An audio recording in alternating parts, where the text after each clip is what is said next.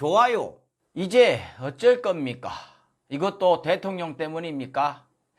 지난 8월 15일 날이요. 광화문 집회 있었죠. 거기 영상을 봤습니다.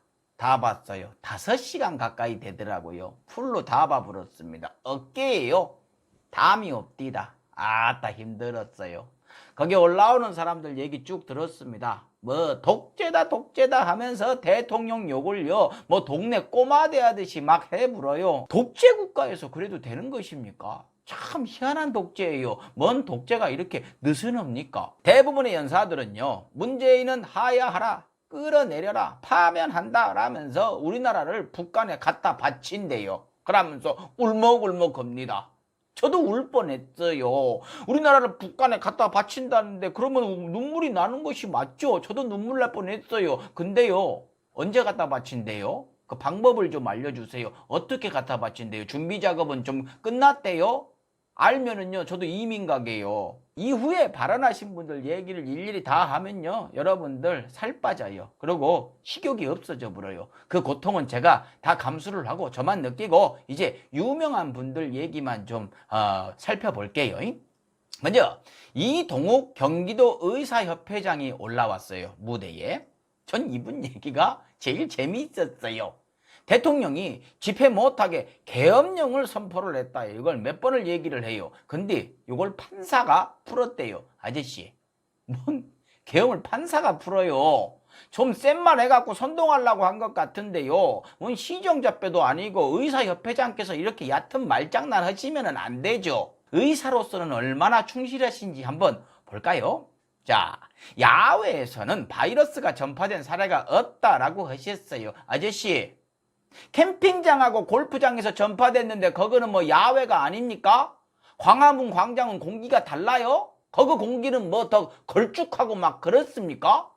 이 무서운 바이러스를 괜찮다고 했어요. 의사가 그러니 사람들은 그런갑다 뭐 이렇게 했겠죠. 그 결과 지금 어떻게 됐습니까? 확진자 폭증하기 시작했죠. 쏟아지기 시작했습니다. 앞으로 얼마나 더 큰 재앙이 올지 가늠할 수도 없어요. 그 수천 명이 버스 타고 각자 다 지방으로 흩어졌습니다. 아저씨 말에 책임질 생각은 있으세요? 전혀 없으시죠? 감염 전문가세요?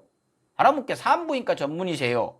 같은 의료계라고요. 전문 지식 없이 함부로 말씀하시면 안 되죠. 마치 그 개그맨이 작곡가 노래 만든 것 보고 그거 평가하고 막 이러는 거하고 뭐가 다릅니까?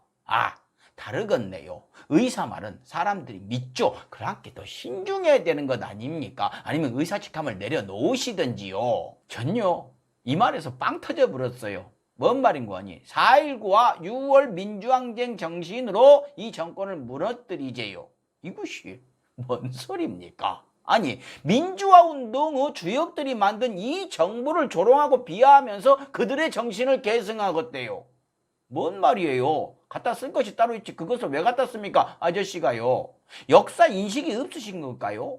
그 집회 주최하는 분들이요, 김경재 씨 정도로 빼고는요 민주화 운동 짓밟은 세력이 대부분이에요. 근데 거기서 그런 얘기를 한 거 보면 엑스맨이세요? 아니면 적폐 세력을 돌려서 까신 겁니까? 왜 본인 손에는 때 안 묻히고 좋은 것만 취하려고 하십니까? 그것은 얌체죠. 혹시 4.19와 6월 민주항쟁을 아저씨 쪽 걸로 땡겨오고 싶어서 그러시는 거예요? 그러면 안 돼요. 그것은 나쁜 것이에요. 남이 피눈물로 만들어 놓은 것을 구경만 하다 쏙 빼갖고 오는 건요 보수의 가치가 아니에요. 그것은 사이비 극우예요.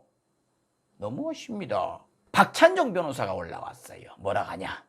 이승만 대통령 덕에 문재인 대통령이 있는 것이다. 어떻게 보면 그럴 수도 있죠. 맞습니다. 근데요, 이승만 대통령 덕에 친일파들도 지금까지 떵떵거리면서 큰소리 치면서 이 땅에서 살아가고 있는 것이지요. 강남에 큰 건물 갖고 있으면서요.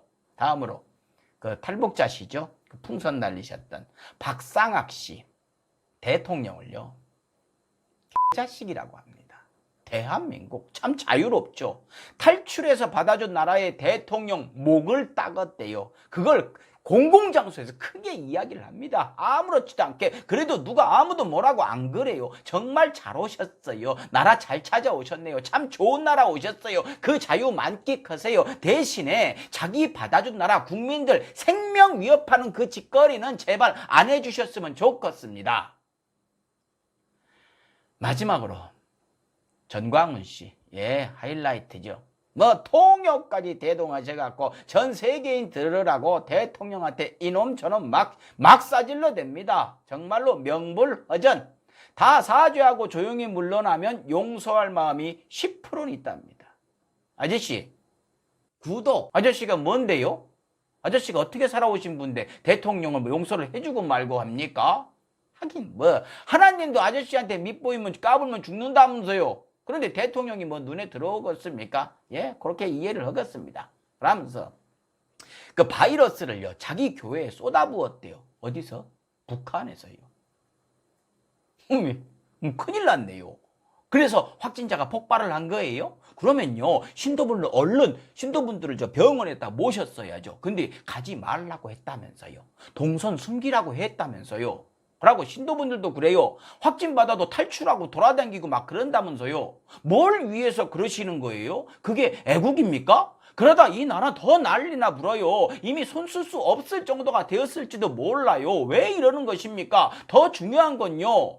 그쪽이 그 교회가 요거 다 뒤집어 쓰게 생겼어요. 통합당은 시작 단계부터 우리하고 관계없으니 엮지 말어 이렇게 얘기하고 있고요. 또 조중동 그 기사들 보셨어요? 방향 잡아버렸어요. 이 교회 죽여가지고 다른 거 다 묻어버리자 이렇게 작전 끝났다고요. 이것이 자유입니까? 이렇게 해도 되는 것이죠. 그래요. 그럼 저도 전광훈 씨한테 자유롭게 이 말 좀 하고 싶어요. 전광훈 씨 치료받다가 죽지 마세요. 꼭 살아갔고요. 당신 때문에 병 걸린 사람들한테 사죄하세요. 그리고 나라 경제에 해 끼친 것은요. 사과 안 하셔도 돼요. 왜? 구상권 청구할 테니까요. 평생 갚으시면 돼요. 얼마 안 될 겁니다. 한 몇 조 될 거예요. 엊그제요. 진짜 목사님들 그 방역 관계자 찾아가가지고 아유 고생하시는데 본의 아니게 미안하다 하면서 참 많이 속상해하는 거 보셨죠? 그런 목사님들이 대부분일 겁니다. 전체가 도매급으로 넘어가서는 안 되겠죠. 요거 한번 물어보고 싶습니다. 독재 하시는데요. 진짜 독재 정부 시절 때 뭐 하셨어요? 그때도 거리로 나와가지고 사람들과 함께 하셨습니까? 사람들 죽이고 불구 만들고 잡아다가 고문하던 시절에는 뭐 하셨냐고요? 그때 뭐 하셨냐고요? 혹시 그때는 좋은 시절이셨어요? 말만 잘 들으면 아주 풍족한 시절이었나요? 가슴에 손을 한번 얹어보세요. 마치겠습니다. 목사다워야 목사지. 식사하십시오.